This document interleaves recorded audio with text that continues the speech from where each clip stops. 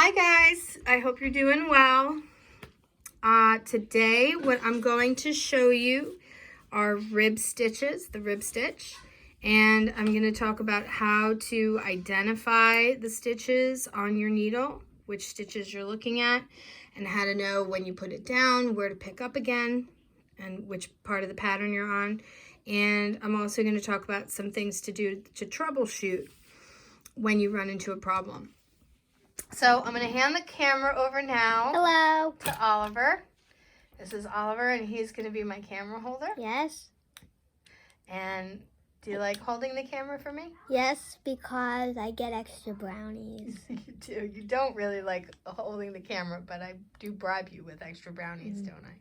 For dessert. Yeah. Yes. Okay. When you do a good job. Which is always. You always do a good job. Yeah. All right. Thanks, Oliver. Welcome. Okay. So come on over, Oliver, and you hold the camera. Okay. All right.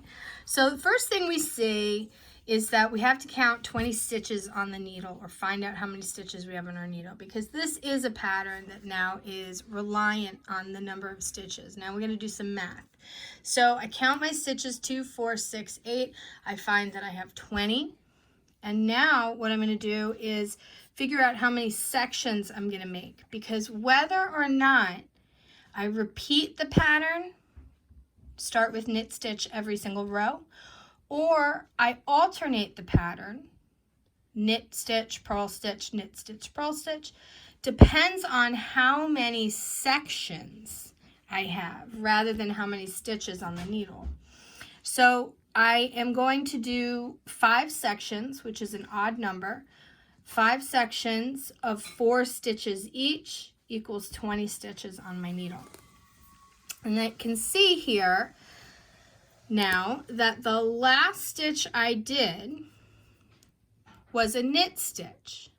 Now, not to confuse you, the way that I know that this is a knit stitch, even though I'm looking at the half moons, is because the pointy end of my needle is facing to the right. So that means that I've already switched my hands. If I had just completed the row, then I would see that these are knit stitches with the V's on the back right under the needle, because the pointy side of my needle would be on the left. That means I'd be holding it in the other hand, and I would have just completed this row. If I look to the blunt side of my needle, I can see that the first stitches I did in the last row were knit stitches, because they're all V's. Okay.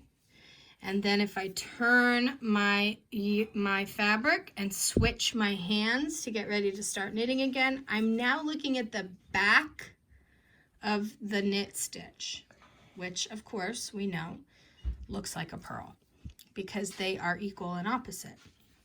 One is the front, one is the back. So now what I'm going to do is I'm going to